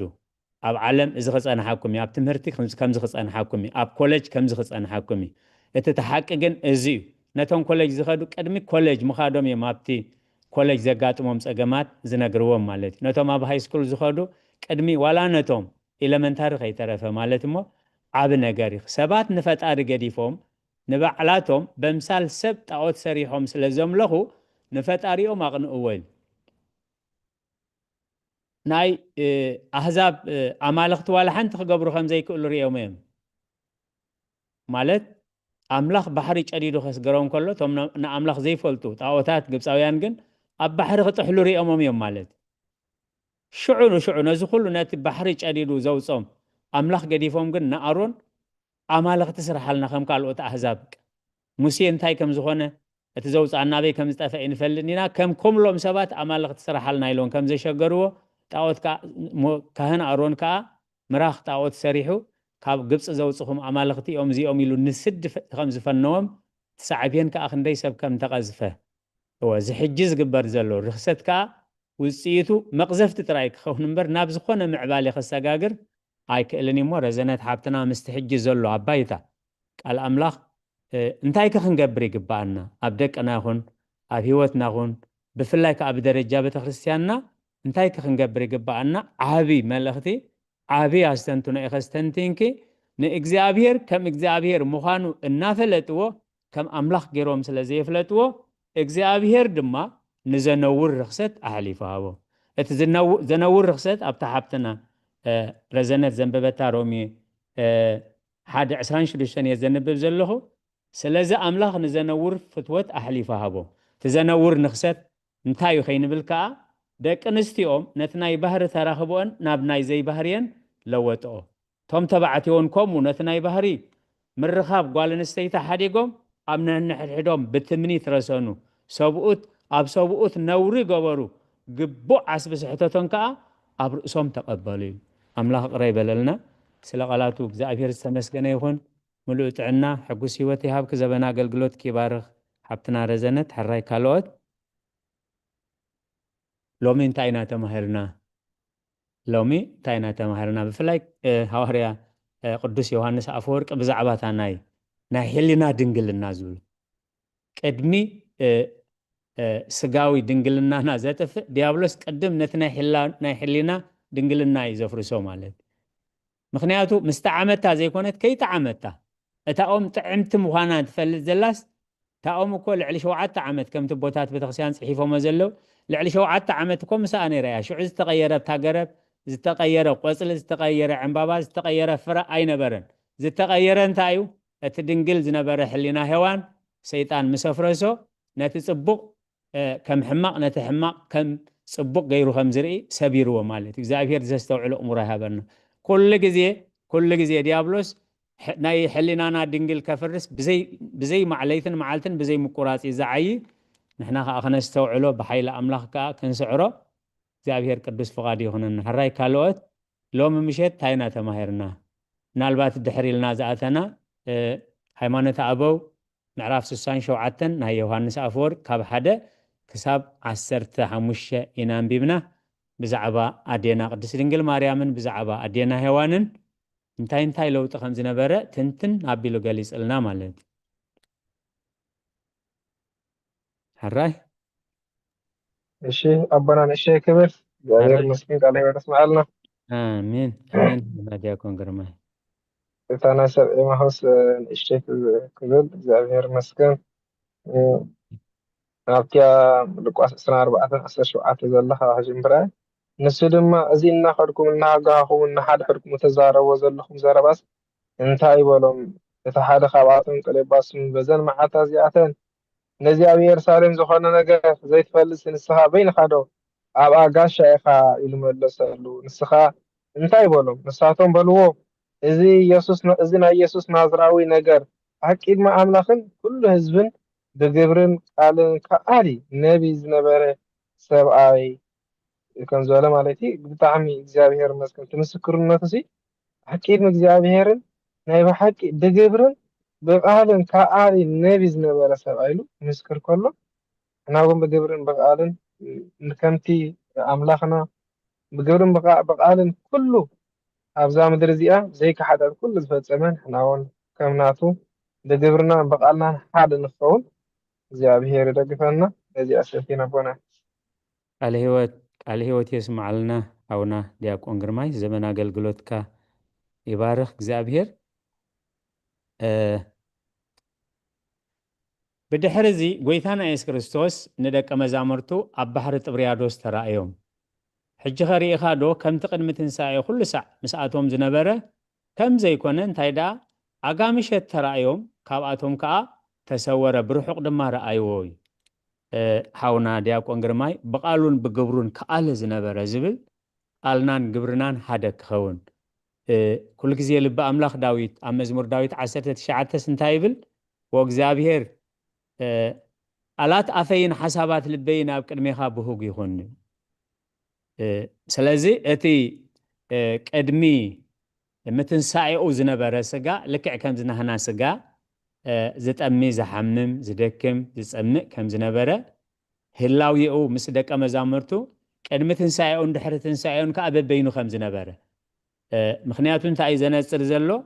التنسائي نتنسو أب قدامي كورنثوس معرف عسرته وحموشة كبر بعنكلتن تنسائي موتان كأخومي بزا حلف يزرع بزا حلف كأي تنسئ بوردة يزرع بخبر دم يتنسئ بدخام يزرع بحيل دم يتنسئ نفساو سقا يزرع منفساو سقا يتنسئ إلو نتي تحري تنسائي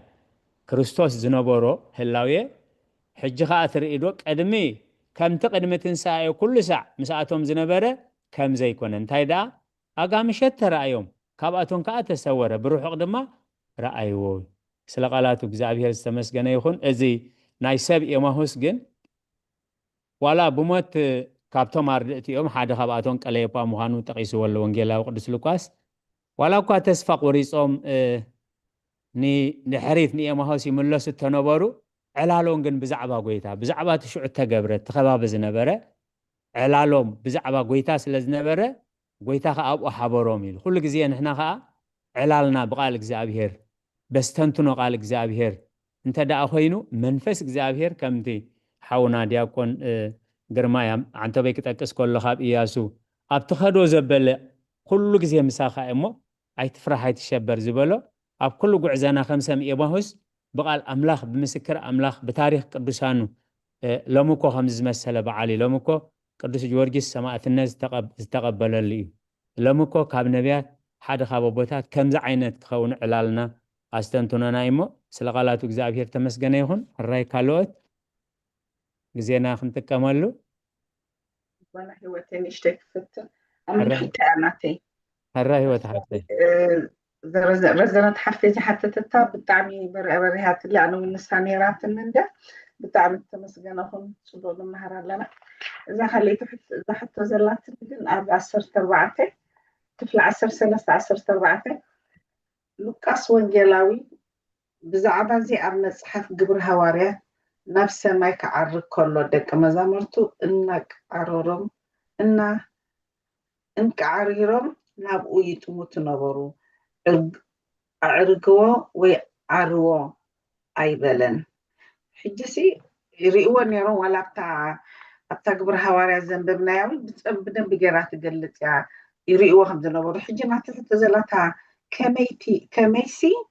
يتزعر قولو بطا ناتو نايبيني إيو أجي أقول تفتورنا تبطاس أي كميعا ناتو نايبيني إيو خبر كله تيخستايسي أبتا قبر هوارياتكا بدن بخط تشعاتي سقع عصرت حدد أطعوي لهم كم زنوبرو قعرو كلهم كم زرعيو كلها خاط قلت على بعض ስለቃላቱ እግዚአብሔር ዝተመስገነ ይሁን مسكوتر 10 خنت تحزاينا مو إلياس بزمجدزي كم كريستوس كعرجاي كألن كمي ني إلياس هلاويو بزفولي مجدز خعرجو أي كألن هلاويو انتايدا ملأختي نابز تأززو أعرجو واحد إجزابير كالجنا ويتا ملأختي إمو بسلطانو بعليو عرجاي هجي إلياس فطر سلازوخانة بحريو بز خريستوس كحلف كحلفو سلازي كاله أملاخ ملأخت عزيزولو إذن ملأخت خاص سرقل لحوي قريبهم نسما يعريقو مويل سلازينا عرقات كريستوس نمسا مالت لوقاس وانجيلاوي بزعبازي أما صحاف قبر هواريات ناب سماي كعرق كله دك مزامرتو أنك عريروم ناوي تأموت نوبرو أعرقوه ويصروه أيبلن أبزي حاجة مستيرن رأي مالتي إلياس كعرق كله ملأخت أملاخ يعريقومو يبل مالتي أعرقوه ويصروه أيبلن كميسي اتزع عرق اللبوتا ناتو ناي بيهنو إيلي بجكا كريستوس كمت كريستوس بجزاء سلطانو تنسيو بجزاء سلطانو كعرق مس عرقها كالايك ملس زي كإل إزي بوتا زي إزي بوتا معارك بوتا هلاوية ملكوت بوتا كألنتن ملؤنتن مالتي نእግዚአብሔር ዝተሓዘ ቦታ ጥራዩ ማለት ካልኦት ከም ትንሱ ዝዓረጎ ብርግጽ ዓሪጎም እዮም ኤልያስ ዓሪጎ ሄኖክ ዓሪጉ ከምዝ ናይ ጎይታ ገይሮም ባዕላቶም ከዓርጉ ግን ኣይክእሉን እዮም ነዚ ኣይ ዝገልጽ ዘሎ ዕርገት ትንሣኤ ጎይታ ኢየሱስ ክርስቶስን ምክንያቱ ክርስትናና ኣብ ትንሣኤ ክርስቶስን ኣብ ዕርገት ክርስቶስን ይዝምርኮስ ማለት ትንሣኤ ክርስቶስን ዕርገት ክርስቶስን ዘይኣምን ሰብ ምጽአት ክርስቶስ ክጽባእ ኣይክእልን ስለዚ ንዓይ ክገልጽ ደልዩ ታ ኣጸቢቅ ዘስተንተን ክላ ሓብተና ህይወት ከመይሲ እቲ ዝዓረገሉ ቦታ ናቱ ናይ በይኑ እዩ ንመለኮት ንባህሪ መለኮት ዝተሓዘ ፍጡራን ሰባት ይኹን መላእኽቲ ክበጽሕዎ ዘይክእሉ ቦታ እዩ ማለት በሪሃ ክትከውን ተስፋ ገበር ህይወት ሓብተይ ኣንኪ ምስታ ብደንብ ጌርኩ ተረዲኣትኒ ሕጂ ብጣዕሚ በሪ ታይኔራ ግን አብሪኹምለይ ብደንብ እግዚአብሔር ይመስገን መድኃኔዓለም ተመስገን ይሁን ስትሩ አሜን አሜን ሕራይ ካልኦት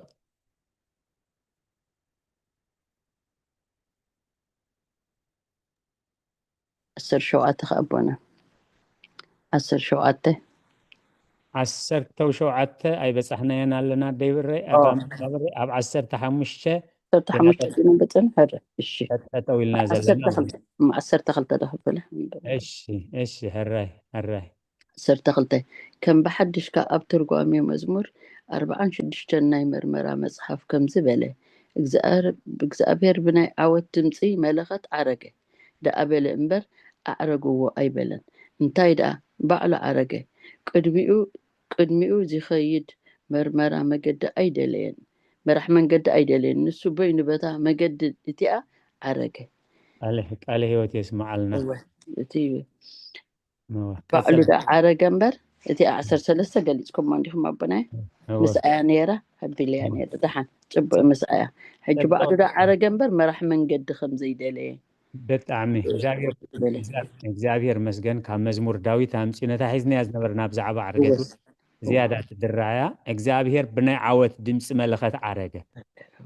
هو ንሰማይ ዓረገ ምርኮ ከኣማረኸ ይዝብል ማለት እዩ ዝጽሑፍ እዚ ዳኣበለ እምበር ኣዕረጎ ሳይበለ እንታይ ዳ ባዕሉ ዓረገ ቅድሚኡ ዝኸይድ መራሒ መገዲ ኣየድልዮን እዩ ንሱ በይኑ በታ መገደት እያ ቦታ እያ ኢሉ በታ መገደት እያ ኢሉ ስለ ቃላቱ እግዚአብሔር ዝተመስገነ ይሁን ሕራይ ካልኦት ዝኾነ ሓሳባት ተልና ቅበለኩም ሓሳባት ደዘየልና ኣቦና በመላከ ሰላም ቃለ ምዕዳን ክህቡና ናብ ኣውደ ምሕረት ብኽብሪ ይዕድም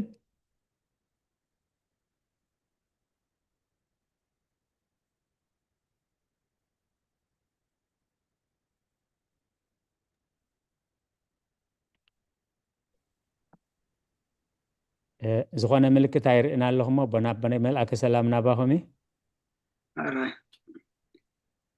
ራይካ ክብረና ምስጋናን ንኣምላኽ ይኹን ኩልኹም ከመይ ምሲኹም ከመይ ቀኒኹም መዝሙር ዝዘመርኪ ሕፍትና ሙሉ ዝማሬ መላእኽቲ የስማዓልና ከምኡ ነታ መዝሙር ብጥቕስታት ካብ ዝኽንመሃሮ ዘምሰና ድማ ተረዳእኩም ሓሳብኩም ክትገልጹ ወይ ድማ ከም ሕቶ ንኩልና ዝኸውን ክትሓቱ ዘምሰኹም ኩልኩም ዘመን ኣገልግሎትኩም ይባርኽ ስለ ኩሉ ድማ እግዚአብሔር ምስጋና ይብጽሐዮ ኣብታ ቁጽሪ 8 ተጠቂሳ እውን ንረኣያ መስለኒ ሰባት ንፈጣሪኦም ገዲፎም ንባዕላቶም በምሳል ጣዖት ሰሪሖም ስለ ዘምለኹ ንፈጣሪኦም ኣቕንእዎ ምእንቲ ዝሓሶት ክጠፍእን ክርስሳዕን ኣምልኮ ድማ ንዕኡ ንበይኑ ክኸውንን እግዚአብሔር ቃል በርአያ ሰብ ተገልጸ ንዕኡ ክብርን ምስጋናን ስልጣንን ንዘለዓለም ዓለም ይኹን አሜን ኣምላኽና بأملاخنتو أيدرادرن إيو بأملاخنتو أيدرادرن إيو أبتان عسرت إزازات تصحيف زلو أوريزا ساعات معرف أسرع أبتان حنتين عباين انتايا أنا أن أملاخ يمو بزكاي كالا أمالختي آية هلوخا أنا أن أملاخ يمو بزكاي كالا أمالختي آية هلوخا حجي إتي أنا أن أملاخ يمو بجكاي كالا أمالختي آية هلوخا زبل أملاخ دك سبات نفتاريهم قديفهم نبعلاتهم مثل تاوت صريحهم سلازم لخو إتأنق أن أملاخي زبل دما ما أنت حاسوت كتفين كرسعن أملخو دما نبين نعوك خونن اجزي آبيهر قال بأرأي سب تقلتين نعوك كبرن مسقانان سلطانن نزال عالم يخون حاسوت كتفين كرسعن أملخو دما نعوك نبينو ما أنت كخون جابير مسقن بزحات ملاأختي اللونا بزحات تفراليو قدسان أبوتات قدسات أديتات ون اللوانا أملاخنا قنا حدا قدوس أملاخ إيو هنا مكاريس كل جزيان تا أمزبلو حدا وناي نبلونينا حدا الكاس كل تبهالي انكو أمدلو أملاخنا انكو حدا أملاخ إيو أسي إفتاري أما أب أملاخ النتو دما أنا مخانو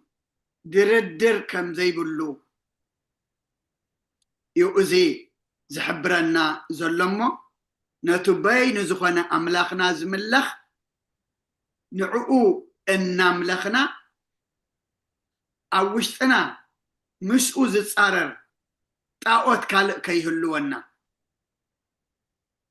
منياتو تاوت كبهال كله مثلي أمندق زسكال ويدما أبقول زتكال رح يكونن أبلبنا تاوت زخوننا أملاخ زي كبرلو أملاخ زقطعلو إتا أملاك قمت زقبؤو لبنا كالق كم أملاك كوينو ندحر تقميتوه أملاخنا كأننا أملاخيو وما نزي كله كتفعلنا كاوشتنا دربيو إتزملخ أملاخ أوشتنا كنقس بجكاو كالق أملاك كم زي بلنا أملاخنا دما كأننا أملاخ مخانو تردئنا حلنانا لبنا أأمرنا كله انتنانا دما السو كأمتو السو خبرلو دما أملاخنا نخلنا يحجزنا كاب نفتاري قديفنا نفطور نمسلي وين مسقا مزنبال دما يابير نخلنا يحلونا أبا أملخو يصنعنا سلازم مشتزي يابير نزم عدي زخفتلنا كبرنا مسقانا نعيقن ما أجمير زفت سمنا أملاخنا يمسقن بصالة ما مدبنا كنعصو ስመ አብ ወወልድ ወመንፈስ ቅዱስ አሐደ አምላክ አሜን። ቅዱስ እግዚአብሔር አምላክና ስለ ኩሉ ተመስገን። ኣብ ዕድሜና እዛ መዓልቲ እዚኣ ዝሃብካና ነታ መዓልቲ ድማ ብሰላም ዘውዓልካና ኣብ ኣጋምሸት ለይቲ ዘብፅሕካና ነታ ዝሃብካና ሰዓት መዓልቲ ድማ ኣምላክና ከምዚ ኢልና ብጸሎት ብቃልካ ምምሃር ከነምስ ስለ ዝገበርካና ክብርን ምስጋናን ንዓኻ ይኹን። ትትበና ግዜ ኣምላኽና ኣብ ንዓኻ ክብሪ ኣብ ንዓና ድማ ጠቕሚ ረብሓ ከነውዕሎ ሕጂ እውን ንስኻ ሓግዘና።